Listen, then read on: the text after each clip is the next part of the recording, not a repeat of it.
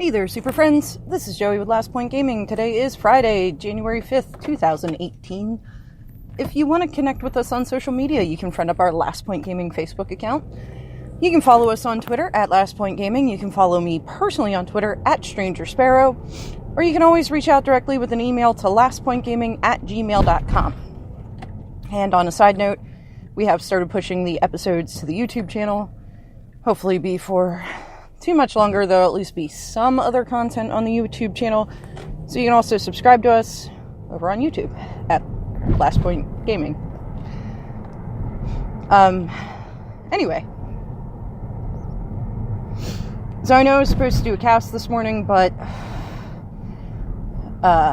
yeah, no, I wasn't feeling that because it was 10 degrees outside, minus wind chill, which sustained winds of about 10 miles an hour and gusts up to 40. It has been a really, really goddamn cold day. This shit's bullshit. It's unconstitutional, and I'm writing my congressman about it. Not really, but this is just awful. Also, what is it with the war against smokers? Like, I remember when we had smoking break rooms, and now we don't even have walls. My one colleague and I, most of the times we went out to smoke today, we sat in my car. Because, yeah, it's that bad. Oh. But, all that said, let's move on. So, I guess the full Ixalan, or Rivals of Ixalan spoiler list is out. I went over to WotC's website. I listened to Seth's video from MTG Goldfish where he just kind of went over the highlights of what was released between yesterday and today. And he said, go ahead and follow our link. But again, I tend to be wary of being like, yeah, so that's a real card until it's on WotC's site. And WotC's site definitely did not seem to have all the cards, but I don't know, I was just kind of quickly scrolling through, so maybe I missed. I did see that there are 3 reprints, at least, from Ixalan. Now, this is likely because they've decided, before, there were, well, in the short time that we've been doing the 2-set blocks, the second set, sealed format was 4 of the new set, 2 of the old set, I believe. And before that, I think it was usually the middle set of the 3. I feel like that was the small set, and so it was either 3 and 3 or 4 and 2. I don't 100% recall, because y'all know my memory is not so great anymore. Oh my god, why traffic?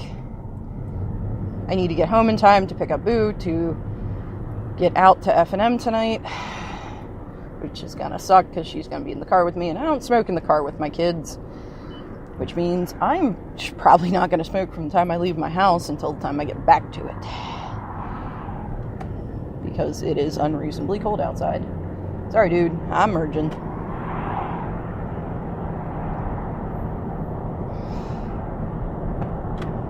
Okay.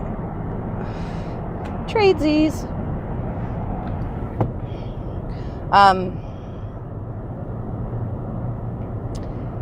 So I'm guessing that the reason they're reprinting some of the commons from Ixalan into Rivals of Ixalan is to kind of fill in some gaps in the limited environment. Because also when you would draft, it would be 2-1. 2 from the new set, 1 from the old set for the sets that... Because smaller sets make for more consistent limited environments, but less fun, in my opinion. Because obviously, if you take a 275 card set and a 180 card set, you're going to get more recursion in the same amount of packs in the smaller set, because there's less spots on the random line. There's a way more intelligent way to explain that, but it's failing me right now. That's what the cold's doing to me, man. It's killing brain cells.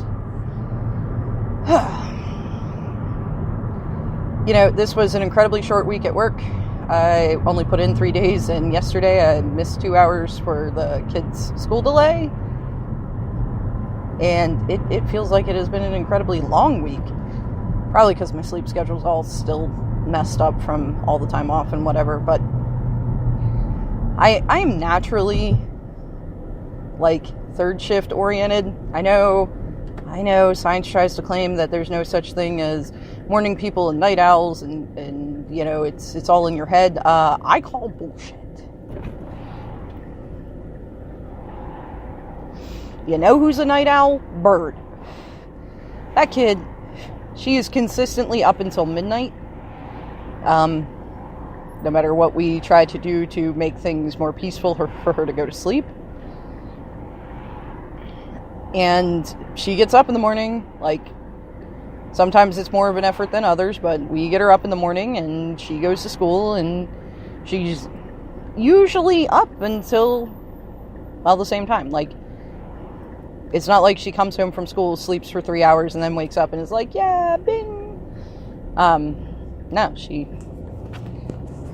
up for the evening, and then, like, you know, we send the kids back to their room at bedtime, and, yeah, she's up. So, if you can defeat the sleep deprivation, because that's just kind of what your body tells you is natural, yeah, I think it's bullshit that there's no such thing as pre-programmed.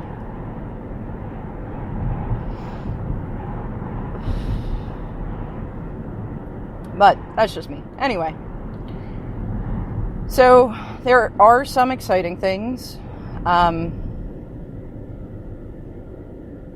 Like the tutor/wish for 4, where you can either pick to tutor or you can pick to the wish mechanic, as they call it. I believe, I could be wrong here, and feel free to tell me if I am, originates with a card called Last Wish, I think it was, which was, I believe, the first card that allowed you to pull something from outside the game. Now, pull from outside the game has been errated to mean pull from your sideboard. You can't walk up to the card counter and be like, hey, I'm wishing, what you got that's good, and let me buy, you know, whatever is best for the situation. It's pull from the sideboard. Or exile, actually, I still believe counts as outside the game. I don't know, though. Don't quote me on that. Oh, something you can quote me on. I did look up today on WotC's website an article written by one of their employees, so I have to assume it's right. I haven't gotten a chance to go look at the Rivals release notes. I don't know if they're published yet. It's been a long day.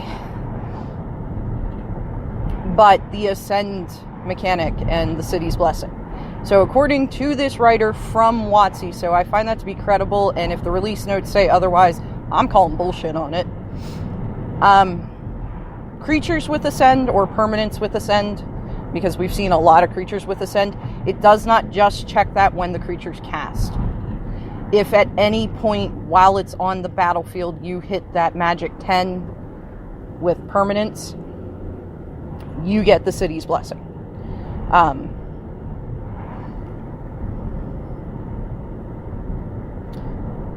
And City's Blessing does not go away. I believe City's Blessing will live in the command zone. That wasn't specifically spelled out, but it's an emblem type effect. Once you get it, it's yours. So if you hit it, you get the City's Blessing, and then somebody Bantu's Last Reckonings you and kills all your creatures, and that knocks you down to like the 6 lands you have, you still have City's Blessing. So that's something to keep in mind. More in the constructed environment, I think, than the limited environment. Because, yeah, in limited, the game should be over by the time anybody reaches 10 permanents, usually. Unless you have a way to turn them out really fast. But I haven't seen a lot of token generation, but one thing I did see, a black card, I think it's black. I think it's pretty cheap. I kind of paged over stuff while I was compiling, so bear with me. I want to say it's like 2 in a black, maybe 1 in a black, and it's a harsh sustenance effect. Pretty sure that was the card I'm thinking of. That was back in like the Cons era, because I think I played it in Black White Warriors in the board, because I put out a lot of creatures very fast. But it was a damage spell, deal X damage to target opponent, where X is equal to the number of creatures you control. And unless I'm mistaken, it looks like there is a new card that does that, but it is sorcery speed. I'm like seriously worried that my windshield is so cold that like if I hit a bump too hard, it's gonna crack. Plus, of course, I have the defrost going on. Oh man, seriously, this is just insanely cold. It is warmer in Anchorage, Alaska than it is here. Though I don't know if Alaska's in their warm season right now. I get confused about how all that works. Anyway, so that, in my opinion, definitely makes these token decks way more viable. The thing tokens has been missing is some kind of payoff for having 1 billion tokens. Because up till now... Whoa. I should stay in my lane. Whoops, my bad. Up until now, with the token builds since the last rotation, once you lost Westvale Abbey, there was nothing to do with all these tokens. You know, yeah, you can swing in for them, and there does come a point where, you know, you've got 40 tokens and they've got 3 blockers, even if they're all 1/1s. That's still enough damage.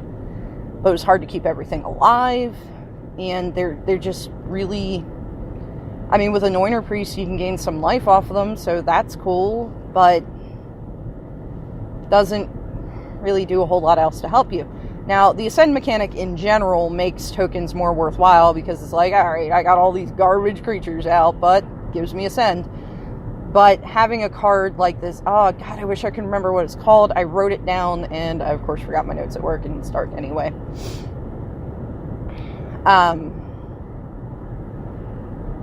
Yeah, so having a damage spell that hits your opponent for each creature you control makes tokens way better. Because at that point, even if, you know,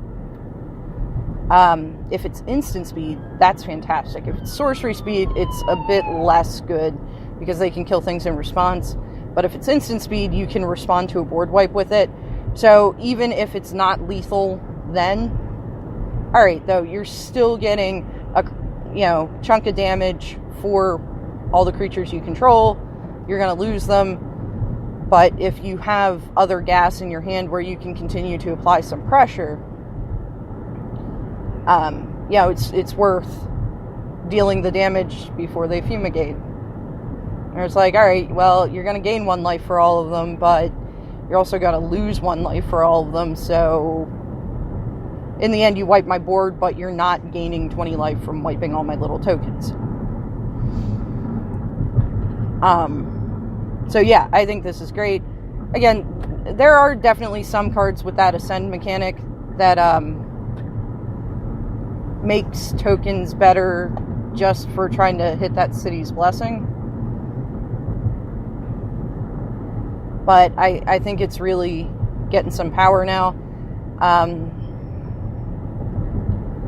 Dinosaurs doesn't actually seem to have gotten stronger. It's gotten some that tribe has gotten some interesting cards, but I don't think altogether they still make for a solid deck if you wanted to go Dino Tribal.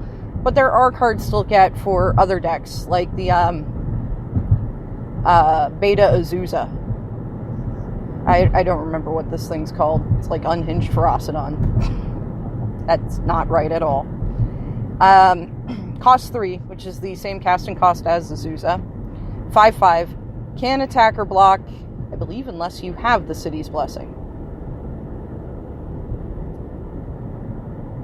I think that's the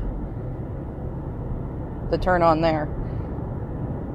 But it allows you to play an extra land every turn.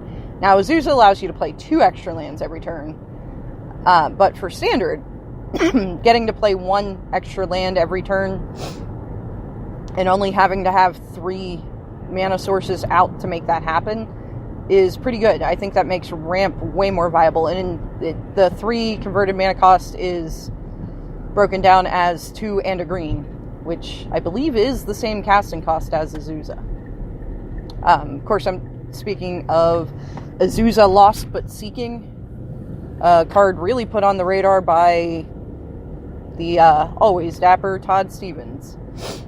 He plays it in his Coco deck and basically uses it to lock his opponents out of the game by comboing it with Courser of Crufix. No, not that one. I mean, he does. He loves Courser. Ramunap Excavator, which allows you to play lands from the graveyard. So he just, keeps playing the same Ghost Quarterback out and using it to destroy his opponent's lands.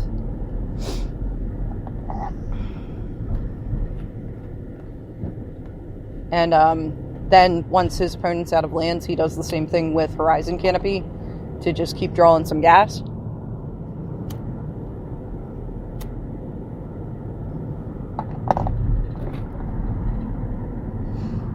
Now, again, I don't think this new card is a substitute for Azusa. The ability to play 2 extra lands per turn over 1 extra land per turn, pretty pertinent in Modern. There's a pretty big divide between the power level of 1 land and 2 land, or being able to play 2 lands or 3 lands per turn. But it does have the benefit of being a 5/5, which means you need to use a straight up destroy spell on it, or Dismember, whereas Azusa, I think she's a 2/1. She's pretty small, so she's a lightning boltable. So it does get a little bit there. In a vacuum, there's counterbalances on both sides that make them pretty even cards, but in the Modern format in general, I still think Azusa is going to be the queen on this one. But you may see some kind of tier 2 decks sprout up that utilize this over Azusa that are trying to look to stay more on a budget. I mean, you figure Ramunap Excavator is the budget Crucible Worlds. And the reason Crucible is better mostly is because it's not attached to a body. Because creatures are, in general, easier to remove than artifacts or enchantments. Now, there are definitely cards that remove artifacts or enchantments, but you have a much wider range of things that can hit creatures, especially small-powered creatures. Well, really small toughness creatures. There is the 4-cost Murder, which is kind of sad, but we know they've been depowering Standard. So it's not surprising. It was decided that Llanowar Elves were too broken for Standard. So it is to be expected at times that you run into things like an excessively overpriced Murder. There's the new Thoughtseize style card, 2 and a black instead of just a black, but no life loss. So you're losing the ability to play at turn 1, which is a pretty big deal. I mean, anybody who's played any amount of Modern or played back in the Theros era, when Thoughtseize was last in Standard, knows that turn 1 Thoughtseize is generally pretty brutal, especially if you've had to mulligan. Because not only are you at card disadvantage, but they are going to take the best card in your hand.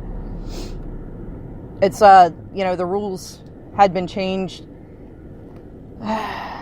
Don't quote me on this, but I want to say back before this change, if you drew an extra card, you were just given a game loss.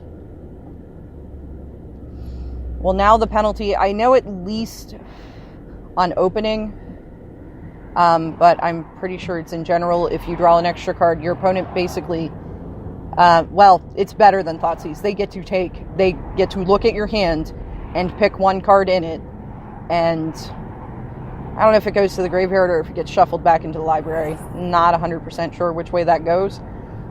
I don't judge at Comprel, so I need to work on that. But they get to pull any card out of your hand, including a land. So if you only have one land, looks like you're losing this game. So it's still kind of a game loss. But yeah, in addition to that, they actually get to look at your hand, which is pretty important. So if you're ever in a position where you were mulliganing down to 5 and you accidentally drew 6, you almost always are better off just saying whoops and mulliganing again. Even though you're going to be stuck on 4 cards, you're going to be stuck on 4 cards that your opponent does not know, and they don't get to rip the best card out of your hand. So, there's a little bit of tidbit for you. So it's nice to see a Thoughtseize-esque effect back in the game. I had talked before about the black dinosaur that you pay a black, reveal it, and get to put a prey counter on things. And I'm like, well, I guess they can't make you discard it. Well, it looks like now they can. Mono black discard was already very close to being a thing. Terran streamed a mono black discard deck on his stream one day that then he got punished for because everybody who saw it started rolling up this deck and playing it on MTGO, and he had to play against it a bunch of times. And it was already decent. Not great. It's not going to win you a GP, but getting a few new tools may elevate that to almost like standard 8-rack. Now, it of course can't be 8-rack because at present there's no effects like the Rack or Shrieking Affliction, but there is Raider's Wake, which then every time you make your opponent discard, they lose 2 life on top of it. So there's definitely potential for a deck of that style. It may not win like high class events, but you may see it popping up at FNM, so be aware of it. And there's no ley line of sanctity to save you from it. Let's see here, what else did I see? Green-blue Merfolk is actually looking astoundingly good. Oh, there's the new enchantment that flips into a land.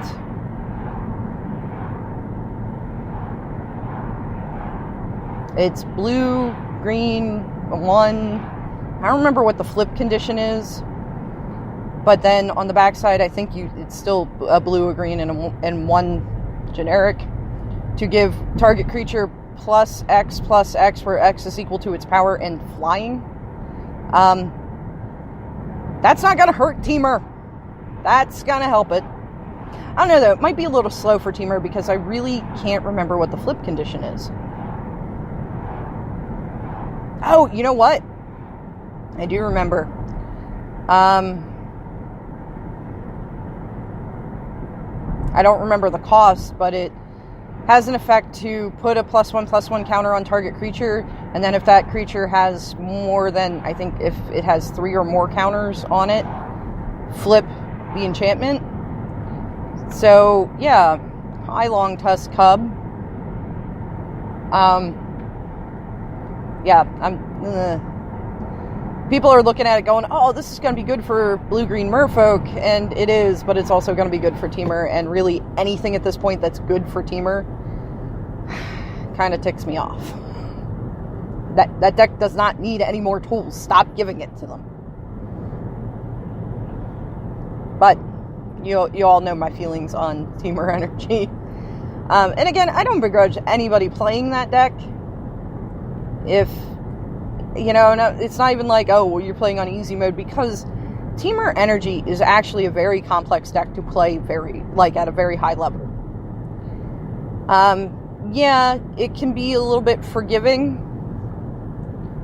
if you're playing against a lower skill level opponent that doesn't know every single misstep to watch for and use to their fullest. And Teamer energy is definitely a little bit more forgiving than Sultai energy. Sultai energy, I think, is the reason it's not really picking up since Seth Manfield, I want to say Seth Manfield won the Pro Tour with it, because I really feel like that deck is a little bit higher of a skill level to play effectively. But Teamer energy, to play it at its fullest effect, it's not easy. So I wouldn't call it easy mode or anything else like that. It is oppressive, though. And somebody that's been playing it for a while and has really developed the finesse with it, it is incredibly difficult to beat. And again, everything that you would say throw in a deck to purposefully be able to beat it is weak to everything else in the format. So, props to people who play it and play it well, but I am not going to be sad to see it go, at all. Let's see here. What else did we get that's exciting? We got the uncommon come into play tapped, regardless of anything else, and provide no benefit. Dual lands. I don't like that they're uncommon. I believe a similar land series was printed in cons at common. And then the uncommon lands were enter the battlefield tapped, but you gain a life. To enter the battlefield tapped, just straight up, no way to get around that, and have no gain. It feels a little crappy for uncommon, but again, they are trying to keep the power level of standard from being too over the top, so I guess I get it. I just don't like it, for whatever that's worth. But all that being said, I'm gonna pull into the I'm gonna pull into the driveway now. As always, if you made it this far with me, thank you very much for listening, and if not before, I will talk to you all on Monday.